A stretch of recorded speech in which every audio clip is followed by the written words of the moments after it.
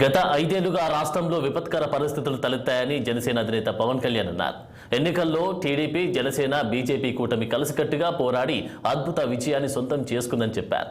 కూటమి శాసనసభాపక్ష నేతగా చంద్రబాబు పేరును ప్రతిపాదించిన అనంతరం పవన్ మాట్లాడారు. అందరం కలిసికట్టుగా పోరాడి అద్భుతమైన మెజారిటీలతో గెలిచామన్నారు.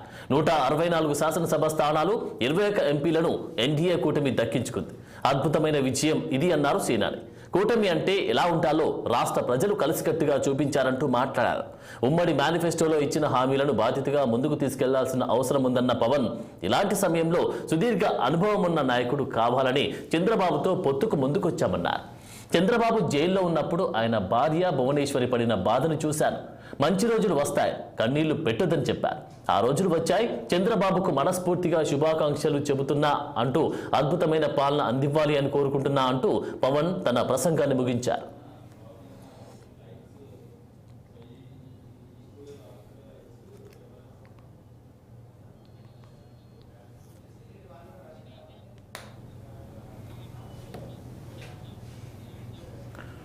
ఇక పవన్ ప్రసంగానికి సంబంధించినటువంటి పూర్తి డీటెయిల్స్ మా విజయవాడ ప్రతినిధి కృష్ణ అందిస్తారు. కృష్ణ, ఏదైతే ఒక తెలుగు కూటమికి సంబంధించినటువంటి ఆ ఎమ్మెల్యేలు, శాసనసభ్యులందరితో కూడా ఇప్పుడు మరి కాసేపటి క్రితం అయితే విజయవాడలో అయితే సమావేశాన్ని అయితే ఏర్పాటు చేశారు. ఈ సభాపక్షం ఏదైతే శాసనసభాపక్షం నేతగా అయితే ఇప్పటికే చంద్రబాబు నాయుడు అయితే ఇటు కూటమి సభ్యులంతా ఎన్నుకోవటం అయితే మనం చూస్తాము. ఈ సందర్భంగా పవన్ కళ్యాణ్ అంటే జనసేన అధినేత పవన్ కళ్యాణ్ మాటలు చాలా భావోద్వేగంతో కూడుకున్నట్టు మాటలు అయితే మనం చెప్తామని చూసాము. ఈ సందర్భంగా ఏదైతే మన విపత్కర పరిస్థితుల్లో ఉన్నటువంటి తెలుగుదేశం పార్టీకి ఏదైతే జగన్మోహన్ రెడ్డిని ఓడించాలనే సందర్భంలో అందరూ కూటములంతా అంటే 3 పార్టీలు కూడా కలిసి ఒక కూటమిగా అంటే ఒక మంచి కోసం 3 పార్టీలు కూడా కలిసాయి.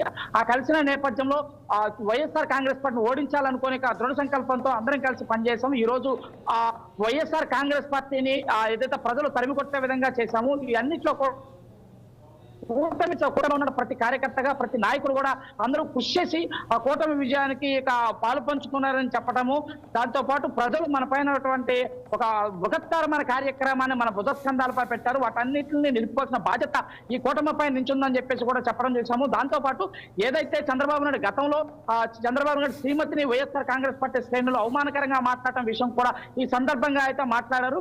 వారికి మనోధైర్యాన్ని ఇచ్చాను, మంచి రోజులు మళ్ళీ తిరిగి వస్తాయని చెప్పి భువనేశ్వర్ గారికి నేను ఆ మహాతల్లికి చెప్పడం ఆ రోజు నేను జరిగింది. ఈ రోజు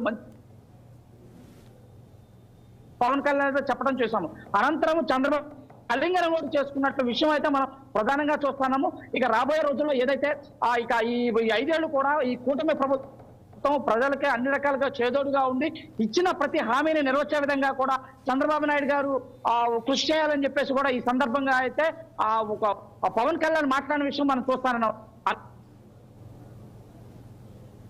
రైట్, థ్యాంక్ యూ కృష్ణ.